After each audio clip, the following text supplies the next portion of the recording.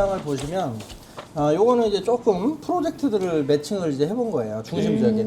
요 커다랗게 돼 있는 지역은 이제 한인타운 쪽. 네. 네. 예, 그 다음에 옆쪽에 그 부도심이 또 형성이 된다고 말씀드렸고, 네. 그 다음에 여기가 이제 핵심 지역이에요. 네. 예, 그래서 이쪽은 이제 대우 스타레이크가 그 대우 김호중 회장님께서 이제 네, 만들어 네, 주던 네, 곳이고, 네. 그 바로 옆으로 해서 외교단지가 있는데, 이 그쵸. 외교단지는 지금 우리나라 대사관이 위치하고 있는 거죠. 어. 그리고 11개의 대사관이 더 들어올 예정인 거죠. 총 12개. 원래는 13개였는데 북한 대사관이 안 들어오면서 예, 우리나라가 이제 북한 그 지역까지 다 사서 같이 여기는 진짜 투자하고 싶네. 대사관 그래서- 있고 외교타운도 있고. 네. 그 다음에 바로 옆에 또 이제 시푸차라는 단지가 있는데 이곳은 인도네시아가 이제 개발을 하는 곳이에요. 그런데 한 40% 정도는 다시 이제 베트남 회사에 팔았어요. 네, 그래서 이제 시푸차 그룹과 선샤인 그룹이 개발을 하는 곳인데 이렇게 세 지역이 묶인다라고 봅니다. 여기에 이제 전철이 연결이 되고 도로가 뚫려요. 네, 그렇게 해서 이 지역이 하나로 묶일 겁니다. 그래서 하노이의 중심부가 되는 거예요.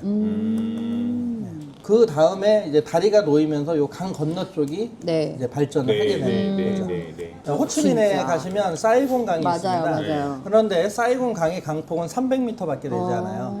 그래서 사이곤 강은 지금 아래로 지하도를 뚫었죠. 네. 그래서 연결도 했고 다리도 있지만 그게 연결되자마자 2군이 엄청 떴죠. 예, 엄청나게 뜨죠. 자, 그거는 너무나 이게 가깝기 때문에 수월한 거예요. 발전하기가. 근데 하노이는 이게 4km이기 때문에 쉽지 않았던 거죠. 지금은 이제 다리가 건설이 되고 있어요. 네. 예, 그래서 될 예정이고, 네. 예, 그러다 보니까 한 3년 후면은 저쪽에가 이제 많이 뜨게 됩니다. 이게 예견이 되는 거죠. 교류가 그래서 되니까. 요새 다시 얘기가 나오는구나. 자, 마찬가지로 요것은 이제 전철 노선에다가 프로젝트를 매칭을 네, 시켜놓은 네, 네. 지도인데요. 베트남에 아직은 역세권의 개념이 약합니다. 그렇죠.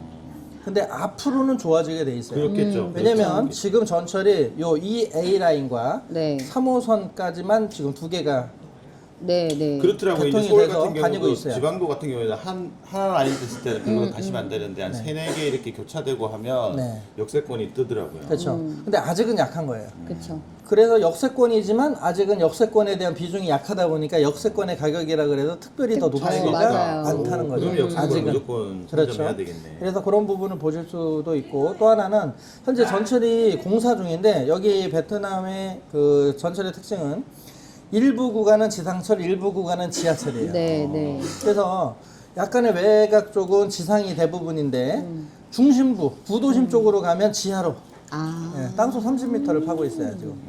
예, 그래서 공사를 하고 있는데 사람들이 몰라요. 오, 몰랐어요. 예, 땅속 30m에도 지금 파고 있기 때문에 오. 이거 우리나라 현대에서 하고 있어요. 예, 그래서 보이질 않는 겁니다. 예, 근데 지하에서 공사를 하는데 지하철 공사가 5배 정도 더 비싸다고 그래요. 비용이 많이 든다고 그쵸, 그래요. 그쵸. 왜요? 여기는 한 1m만 파면 물이 물이 나와요. 나와요. 그러니까 보면 하노이잖아요. 강의 안쪽에 형성된 도시. 강의 태조측이니까. 태족에 의해서 맞아요. 형성됐다 보니까 산이 없어요. 예, 언덕이 없어요. 딱이만 파면 물이 나와요. 그래서 예전에 지어진 건물들은 지하실이 없어요. 맞아요. 맞아요. 근데 요즘에 짓는 것들은 이제 지하를 파죠. 대신에 비용이 많이 드는 거죠. 방수를 많이 하면서 해야 되니까. 예. 그래서 이제 지하가 많이 없었던 이유가 이제 그런 거예요. 예, 그래서 지금 이제 땅속에서 뭐 파고 하니까 공사비가 많이 들겠죠. 비용이 비싸진다는 거죠. 그래서 베트남이 계획이 돼 있는 거는 합니다. 다만 네. 좀 느려요. 느리죠. 느리거나 많이 느리죠. 지연되거나 네. 이런 거는 있을 수 있어요. 그런데 한다고 계획이 돼 있으면 해요. 그래서 예, 그런 부분을 좀 참조하시면 좋을 것 같아요. 그러니까 조금 투자를 여유 있게 생각하시면 되지. 뭐 계획돼 이게, 있는데 네. 조금 안 된다 그래서 이거 왜 안 돼요? 뭐 문제 있어요가 아니라 좀 느려진다. 예, 좀 여기- 지연될 수 있다. 이런 생각은 가지셔야 돼요. 저는 사실 여기 있으면서 장기 투자에 대해서 되게 무서웠거든요. 정책이 언제 바뀔지 모르고 네. 뭐 이런 것 때문에. 근데 그런 부분은 어떻게 안심을 할 수 있을까요? 마찬가지로 정책에 대해서 100% 믿거나 뭐 예측할 수는 없어요. 다만 외국인한테 지금 구매가 허용이 된 건 2015년 7월 1일자로 법이 개정이 됐어요. 네. 그래서 외국인 구매가 가능해진 거고 네. 그다음에 2016년도부터 해서 이제 본격적으로 외국인들이 구매를 시작했다라고 보시면 돼요. 네, 네. 그러니까 2016년부터 지금 2025년이잖아요. 네. 그러면 벌써 9년이잖아요. 네. 근데 집을 뺏겼다거나 어떤 그런 문제가 적은 됐다거나 없죠. 이런 경우가 없잖아요. 그러니까 100% 어떤 법적으로 보장한다기보다는 지금 상황을 봤을 때 네. 아, 비교적 안전하다. 이제 경험치가 쌓이는 거죠. 그래서 정상적으로 진행이 되는 베트남에서는 모든 구매라든지 이런 것들이 합법적으로 이루어집니다. 네.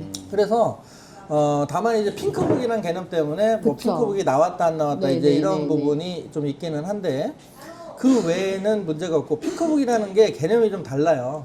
그게 등기라는 개념이 다른 네. 건가요? 그렇죠. 말하자면 아파트를 구매를 해요. 네. 그럼 매매 계약서를 준단 말이에요. 네네. 그 매매 계약서를 받으면 소유권의 인정에 있어서는 전혀 문제가 없어요. 계약서 그러니까 아파트를 맞는 거? 받을 네네네. 때 아파트 대금의 95%까지만 납부를 하면 아파트를 줍니다. 그리고 그 집을 거주라든지 인테리어, 다 할 수 임대라든지 있네. 다 할 수가 있어요. 네. 그래서 베트남 사람들은 일부러 핑크북 신청을 안 하는 경우도 있어요. 아, 왜요? 핑크북 소유권 95% 인정이 되니까. 납부 상태에서 아. 집을 5% 안 내도 받잖아요. 되니까. 5%를 안 내고 있잖아요. 아. 예, 그다음에 핑크북을 만들면 소유권 이제 그 증명서이기 때문에 네, 네. 다시 취득세를 납부하셔야 돼요. 아, 그러니까 취득세가 있어요? 예, 취득세가 0.5%에 네, 네, 네. 이게 이제 첫 번 구매냐 아니면 재판매냐에 따라 조금 달라지거든요. 그래서 0.5% 내지 0.65%의 세금이 발생하게 돼요. 네네네네.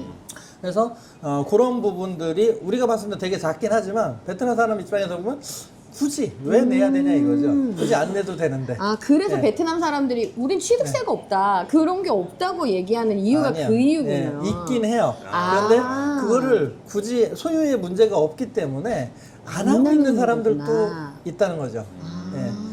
그래서 그게 완료되면 이제 세금을 내거든요. 네. 예. 그다음에 세금에 있어서는 굉장히 좋아요, 베트남이. 그쵸. 양도세가 2%밖에 안 돼요. 양도세 2%. 예. 근데 보유세가 없어요. 보유세 없죠. 없고 예, 뭐 상속세도 상속세도 없어요. 없죠. 정부세 이런 것도 없고. 없어요, 없어요. 자, 임대를 놓았을 때만 좋네요. 임대세에서 10%의 세금을 내셔야 돼요. 10%만 내면 돼요? 네. 네. 그다음에 연간 납부 세금이 30만 동, 50만 동, 100만 동이니까 한국 돈으로 한 2만 원, 3만 원, 그다음에 5만 원, 요 정도예요. 1년에 내는 안 내는 게랑 세금이. 다른 네. 거네. 그렇기 때문에 거의 무시된다라고. 고의 세금을 보유하고 예. 매각했을 때 세금이 없는 거죠. 매각은 2%. 2%. 아, 2%. 예. 매각시만 2%. 2%. 예. 2%도 매도 거의 가격이. 없는 거야. 그렇죠. 예, 그렇기 때문에 굉장히 부담 없이 네. 구매하고 계신 거고. 그런데 이게 지금 외국인이나 베트남 사람이 차별 없이 지금까지 해왔기 때문에 사람들이 믿는 거죠. 정책을 믿는다기보다 지금까지 그런 문제가 나오거나 해야 될 거 아니에요. 네, 네, 근데 네, 똑같이 적용이 됐잖아요. 아. 이미 선례가 그걸 보여주고 있기 때문에 이제 사람들이 믿는 거죠.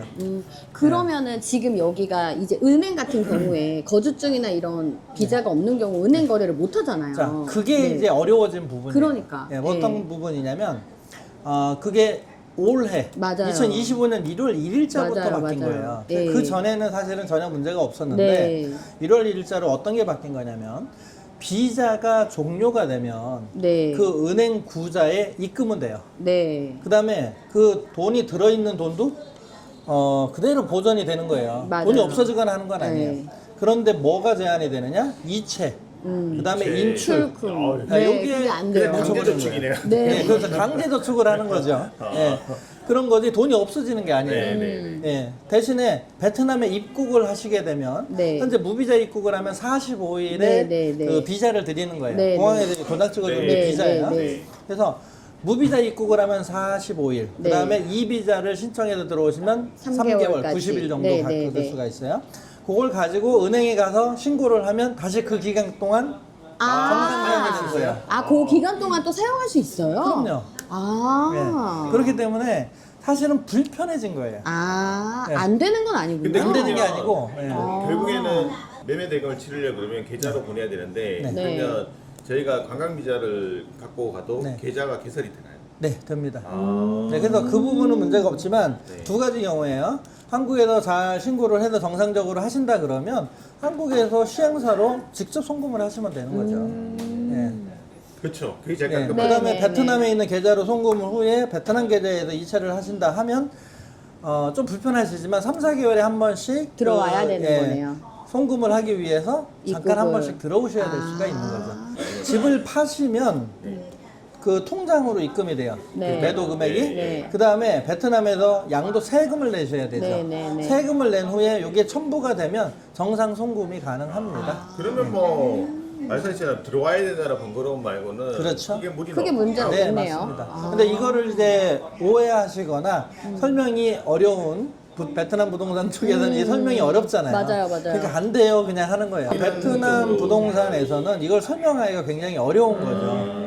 실제로 네, 은행에서도 네. 원래 이제 제가 그럼 여행 비자나 이런 걸로 되냐라고 했을 때 이제 은행에 있는 베트남 직원들은 안 된다고 했어요. 네. 왜? 거주 비자만 된다 했거든요. 그 사람들은 이걸 다 이해를 못 해요.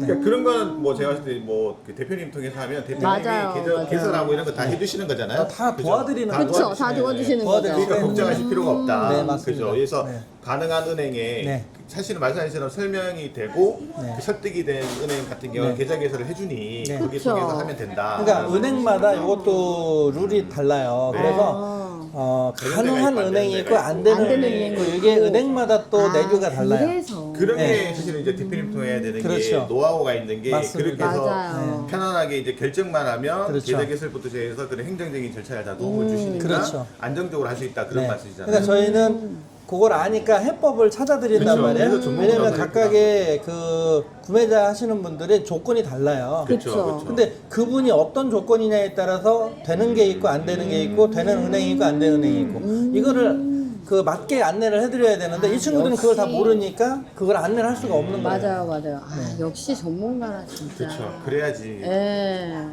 그럼 일단은 좀 의구심이 해소가 됐네요. 그거를 네. 제일 오면서도 걱정을 했었거든요. 네. 만약에 이제 이런 거에서 좀 관심 있으신 분들 하는데 이게 실질적으로 뭐 막혀 있다 그러면 네. 또 의미가 없으니까. 그렇진 않아요. 근데 이게 정보가 좀 지금 와전되고 와전돼 있어요. 네, 왜냐면 제 잘못 지인들도 전달되고, 그죠? 지금 여기서 구매하시고 한국에 있는 분들도 지금 계좌 이렇게 막히고 이러면서 아, 빨리 팔아야겠다 이래서 내놓으신 분들도 되게 많아요. 맞아요.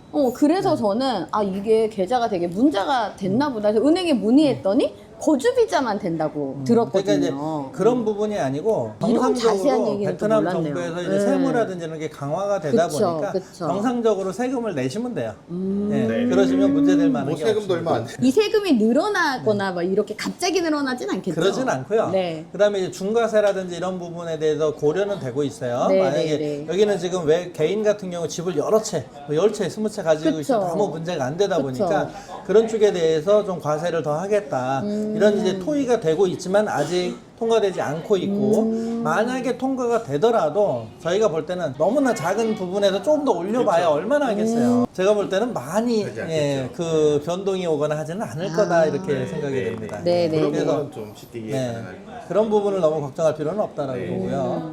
그다음에 이제 그 중심부가 되는 지역 중에서 요거는 이제 시푸차 단지인데 아, 네. 요 단지에서 인도네시아 그룹에서 하는 그렇죠. 네. 인도네시아 네. 그룹이 개발하는 곳인데 이쪽에서 절반 정도는 지금 베트남 기업인 선샤인 그룹이 인수를 해서 개발을 해요. 네네네. 근데 요 프로젝트 중에서 앞으로 좋은 게 지금 개발이 된 게 있고 또 나올 게 안 된 있는데 게 있고. 이 중에 노블 크리스탈이라는 프로젝트가 한 1000세대 정도 되는 게 있어요. 좋다. 이 프로젝트는 그러게. 지금 동남아시아에 나오는 것 중에는 아마 가장 좀 비싸지 않을까. 원룸에 거의 한국 돈으로 10억 원 정도 합니다. 와. 8억 원, 10억 원 해요. 네, 그래서 분양가가 네, 분양가가. 야. 그래서 예전의 베트남이 아니다. 장난 아닌데요? 네, 이렇게 생각하시면 돼요. 고급 빌라를 아파트에다 아파트에다. 집어넣었다. 그래서 두 개 층만 1층이고 단층으로 돼 있고 나머지 다 복층으로 돼 있어요. 복층으로. 그러니까 펜트하우스를 아파트에다가 다 집어넣어 버린 거예요. 네, 그게 원룸인 거야? 네? 원룸도 있고 그게 제일 작은 그게 거예요. 제일 작은 거고. 그게 10억이고. 그게 10억이고 그다음에 그다음에 더큰 거는 뭐 50억, 100억 20억, 30억에 지금 비싼 게 70억 정도까지. 10억. 네. 근데 이런 거는 600스퀘어니까 200평이 넘어요. 그다음에 수영장에 뭐 다 갖추고 있어요. 부대 시설이나. 네. 그래서 부자들이 모이는 이제 이러한 프로젝트까지 나오고 있는 게 베트남이에요. 그래서 저렴한 것만 이렇게 생각하시면 안 되고 그러니까요. 베트남이 지금 많이 발전하면서 그 바뀌고 있다. 네. 그런데 이거는 중심부 쪽이라고 보시면 돼요. 네, 근데 네. 중심부 쪽은 한국 못지않게 비쌀 겁니다. 그쵸, 올라가는 거라고 보시면 네.